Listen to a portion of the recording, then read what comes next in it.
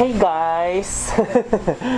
Ayun na po yung itsura ko. Actually, kabababa ko lang, no? Dumating na pinadeliver ko na mga french fries. So, kung natandaan nyo guys, last time, nagluto ako ng french fries, diba? Na twister fries, na pang McDo yung kanyang lasa at saka itsura. So, yung barbecue na ganon, na fries. Air fried.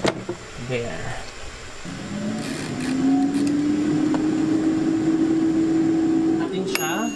Kasi gutom na ako sa luto na to. Oh! Oh my God! Ang ganda!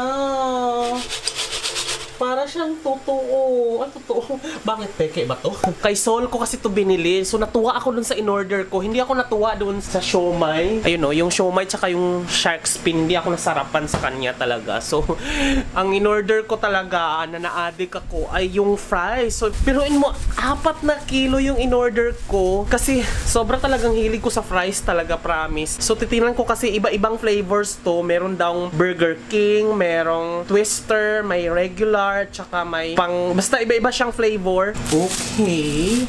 So this is the chicken popper daw to, parang chicken nuggets. Yan o, parang chicken nuggets daw to. Hindi ko alam kung magkano to mga to guys. Po, ilalagay ko na lang dyan sa description box below dahil in-order ko lang to sa ka-office mate ko. Wala nang presyo-presyo dahil may tiwala naman ako sa kanya. Ito yung regular fries, 1 kilo din. Parang, ay hindi. Ah, okay. Ito yung pang Burger King. Okay, yung parang malalaki. Ayan, ito yung sa Burger King na malalaki. 1 kilo na regular ba to? Hindi, parang barbecue flavor din siya, pero regular siya. Ito yung malalaki sa Burger King to. Ito yung mga gan. Siyempre pa, yung kinakaadikan ko na twister. Yan. So, grabe. Natutuwa ako sa mga fries. Talagang fries talaga is life. Yun talaga yung pinaka-goal ko. Sarap talaga ng fries. Kahapon kaka-order ko lang ng BFF.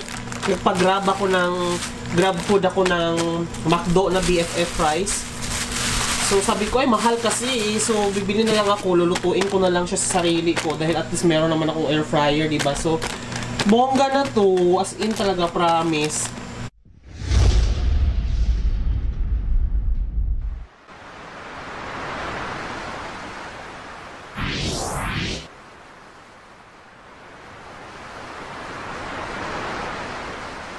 Welcome back guys, it's Jonathan Orbuda and you're watching I Love Tanchong TV, a channel that highlights and celebrates the beauty of life. Now if you are new to this channel, consider subscribing. Click the subscribe button at yung bell notification na katabi naman nito para ma-notified kayo moving forward sa mga upcoming uploads ko. And if you're using our social media like Twitter, Facebook, and Instagram, please follow me. It's at I Love Tanchong and visit my blog. It's www.ilovetanchong.com for articles at mga videos na nilagay ko doon na mga hindi nakarating sa channel na to. Kaya check that out. Now in this video guys, alam naman po natin previously na gumawa ako ng my home office tour. Ito, yan. So talagang nabago lahat ang design kasi nga alam niyo naman sobrang liit ng aking tirahan. So kailangan talaga pag meron kang ipasok na isa, lahat maaaptuhan yung mga arrange. Nahihirapan ako kung saan ko ilalagay ang aking lutuan dahil alam niyo naman na ito, bala ko to na ipa-renovate at gagawin kong mini kitchen. Like ipapa-built-in ko talaga. So I already have a contractor at yung plano at yung budget, financial na lang talaga ang kulang. So talagang wala pa akong pera kasi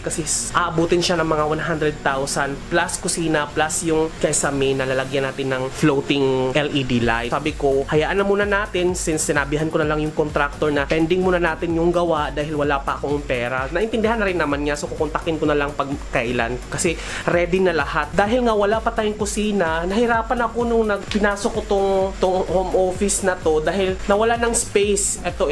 Ayoko ko naman ilagay dito yung lutuan dahil baka mamaya mausukan to. So, sabi ko, isip-isip, talagang gagana talaga ang creativity. Gagana talaga ang iyong creativity kapag alam mo yung you have a limited space. Kailangan talagang maging yung design mo saan ko kaya to ilagay? Kasya kaya to? Ganyan. So, tinapon ko na yung mga ibang lamesa kaya ito na po ang ating setup ngayon. So, this one, if you notice, isa lang yung lamesa na tinira ko at tinatong natin yung ref.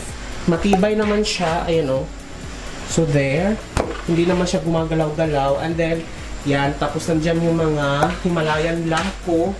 And down is yung pantry ko. So, nandyan lahat yung mga grocery ko para at least malapit na siyang kunin. Hindi na doon sa ating lagayan doon sa taas na sobrang nahihirapan ako. Baka magkalaglagan pa at mabasag. So, nilipat ko na dito yung mga grocery natin. There. So, yan. Supply ko na yan ng isang buwan siguro, no? Dito, na-declutter ko na rin naman to. Panoorin nyo na lang sa ibang video ko, yung decluttering video ko. So, natanggal ko na lahat ng mga laman na hindi na kailangan. Ito na lang yung natira sa ilalim. And then this one, pwede ko pa siguro itong lagyan ng mga kung ano-anong gamit, no? Related sa pagluto. So, lilinisan ko pa yan. At least, nakahanap tayo ng ating space. There! So, ito na po ang ating mumunting kusina. Meron na po tayong basurahan dyan sa gilid para easy access pag nagtapon tayo ng basura at hindi na pupunta doon sa CR. Kasi doon to dati sa CR nilagay eh. Yung ito pala hindi nakikita. Pero carry lang naman pag dyan sa gilid. Tapos meron tayong induction cooker. Ayan na. In-unbox na rin naman natin to. And then ito, lutuan. And then yung air fryer natin. Ayan. Yes. Bala ko kasi dito sa gilid, lagyan ko ng sticker, yung parang sabitan ng mga sandok. Pwede to kasi didikit naman to eh. Yan. Para at least maximize natin yung space ng likod ng ref. Yan. Kailangan lang talaga natin maging creativity at maging resourceful sa lahat ng bagay, lalo na pag maliit yung lugar mo. And then, this one, bumili kasi, itatry natin to guys ngayon. At itatry natin to dahil bumili ako kay Sol last time ng tig-1 kilo. So, ito yung parang sa Burger King na fries. So, there yung may balat pa at malalaki. So, itatry natin to, masarap to. And then, this one is the McDonald's Twister Fries. Ito yung barbecue flavor na parang twister. Yan. Nakita nyo na to sa last video ko na tinry ko ito. Na-addict ako sa fries talaga. And then, in-order ako ng ibang klase. Yung ordinary naman, pero ordinary yung hiwa, pero hindi ko alam kung anong flavor nito. Pag doon kasi natin siya binili, pagluto na agad doon sa mga fast food na yung mahal. Unlike ito, mura lang sa 1 kilo. Pwede ko na siyang lutuin ng ilang beses. So ngayon, itatry natin siya sa ating air fryer. Siguro kukuha tayo ng maliit dito. Portion. So there. There guys, ito na po ang ating twister fries na handa ko na siya. Lulutuin na lang natin siya. Ayan yung hilaw niya na itsura. If you take a look, para siyang ano talaga, totoo na McDonald's twister fries talaga. Now this one is, ito naman yung parang sa Burger King. Ayan o, may mga balat pa pero walang flavor. So ayan, parang plain lang. And the other one is parang ganito pero may flavored siya.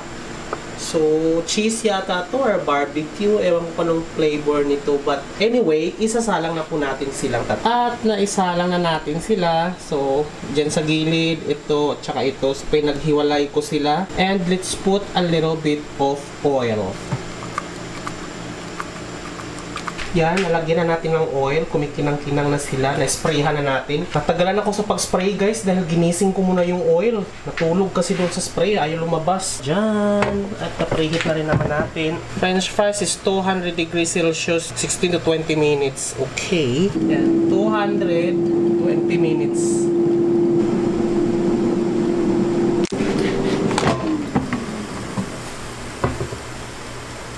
Okay, there you go. Pwede na siya nating ilagay sa plato.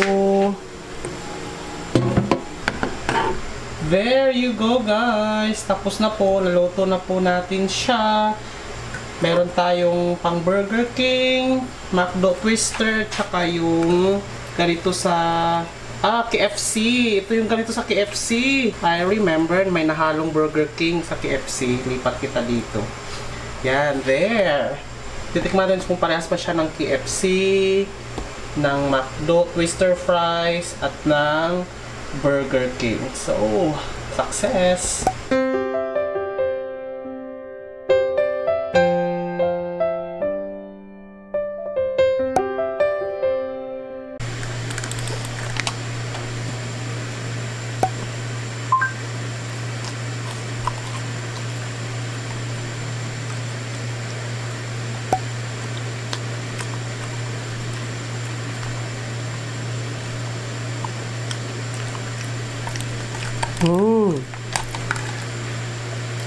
Kasing lasa niya ang McDo na eto, try natin yung let's try the twister fries from McDo.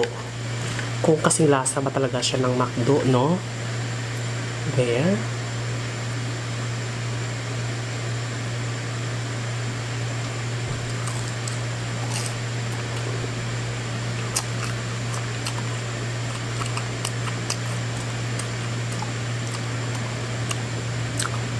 Sarap. Lasang McDo talaga siya, guys.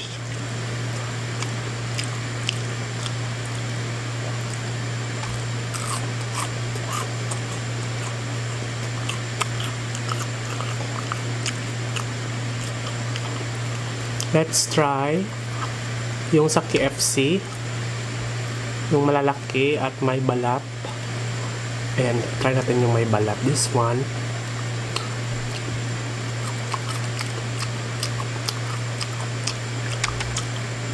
Para siyang KFC. Magkaiba pa talaga ng flavor yung dalawa. Let's try this. Burger King.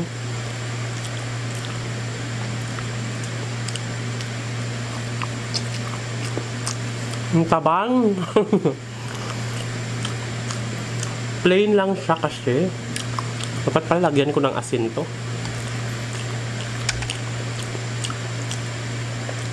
Unahin ko muna tong mga kulay dilaw kaysa dito sa mga kulay puti.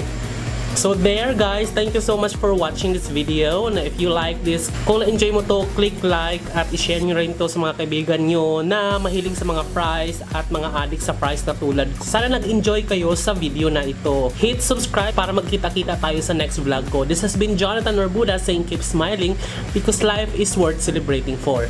Bye!